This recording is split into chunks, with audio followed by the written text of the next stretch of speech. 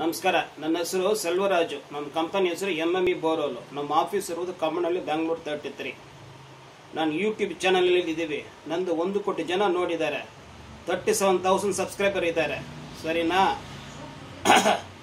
ನಾನು ಯಾವ ಕೆಲಸ ಮಾಡಿದ್ರು ಸರಿ, ಫಸ್ಟ್ ಸೈಟ್ ಇನ್ಸ್ಪೆಕ್ಷನ್ ಚಾರ್ಜ್ ಮಾಡ್ತೀವಿ. ಅಲ್ಲಿ ಹೋಗ್ಬಿಟ್ಟು ಫೋಟೋ ವಿಡಿಯೋ ಎಲ್ಲ ತಗೊಳ್ತೀವಿ. ಆಮೇಲೆ ಯಾವ ಕೆಲಸ 5 ರೂಪಾಯಿ ಕೆಲಸ ಆದರೂ ಸರಿ, 10 ರೂಪಾಯಿ ಕೆಲಸ ಆದರೂ ಸರಿ, 5 ಲಕ್ಷ ರೂಪಾಯಿ ಕೆಲಸ ಆದರೂ ಸರಿ, ನನ್ನ ಪ್ರೆಸೆಂಟೇಷನ್ ಇರುತ್ತೆ. ಇದು ಎಲ್ಲರಿಗೂ ಚೆನ್ನಾಗಿ ಗೊತ್ತಿರುತ್ತೆ. ಯಾರಿಗೂ ನಾನು ಸೆಪರೇಟಾಗಿ ಕಳಿಸಲ್ಲ. ಕ್ಯಾಮ್ರಾಮನ್ ಇರಲಿ, ಬೇರೆ ಯಾವುದೋ ಕೆಲಸ ಇರಲಿ, ಸರಿನಾ? ನನ್ನ ರೇಟ್ನಲ್ಲಿ ಕಾಂಪಿಟೇಷನ್ ಮಾಡಬಹುದು. ನನ್ನ ಸರ್ವಿಸ್ನಲ್ಲಿ ಕಾಂಪಿಟೇಷನ್ ಇನ್ನೂ ಮಾಡೋಕ್ಕೆ ಯಾರು ಬಂದಿಲ್ಲ, ಬರೋಕ್ಕೆ ಚಾನ್ಸೂ ಇಲ್ಲ. ಚಾಲೆಂಜ್ ಮಾಡಬಹುದು. ಯಾರೋ ಒಬ್ಬರು ಕಸ್ಟಮರು ನನಗೆ ಮೆಸೇಜ್ ಮಾಡ್ತಾ ಇದ್ದಾರೆ.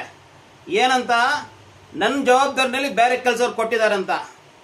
ಯಾರೋ ಒಂದು ಹೆಸರು ಹೇಳ್ತಾ ಇದ್ದಾರೆ. ಅವರು ಹೆಸರು ನಾನು ಹೇಳಕ್ಕೆ ಇಷ್ಟ ಇಲ್ಲ, ಸರಿನಾ?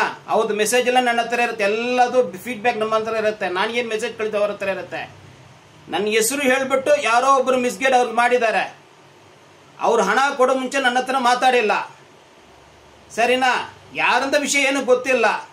ಅವ್ರೇನು ನನಗೆ ಬಂದು ಇದು ಆಗ್ತಾ ಇದ್ದಾರೆ ಹೇಳ್ತಾ ಇದ್ದಾರೆ. ರಿವ್ಯೂ ಹಾಕ್ಕೊಳ್ಳಿ, ನನಗೇನು ತೊಂದರೆ ಇಲ್ಲ. ಎಷ್ಟೋ ರಿವ್ಯೂಗಳು ಬರ್ತಾ ಇದೆ.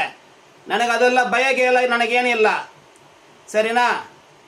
ಈಗ ಅವ್ರಿಗೆ ನಾನು ಹೇಳಿದೀವಿ, ಅವ್ರ ಮನೆ ಹತ್ರ ಹೋಗ್ಬಿಟ್ಟು ಅವ್ರು ಏನೇನು ಮಾತಾಡಿದ್ರೆ ಕತೆಗಳು ನಾಳೆ ಅಪ್ಲೋಡ್ ಮಾಡ್ತೀವಿ.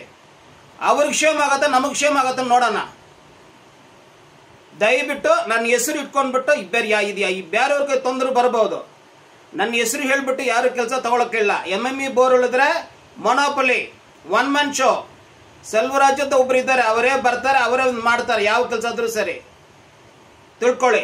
ಇದು ಎಲ್ಲರಿಗೂ ಹೇಳ್ತಾ ಇದ್ವಿ.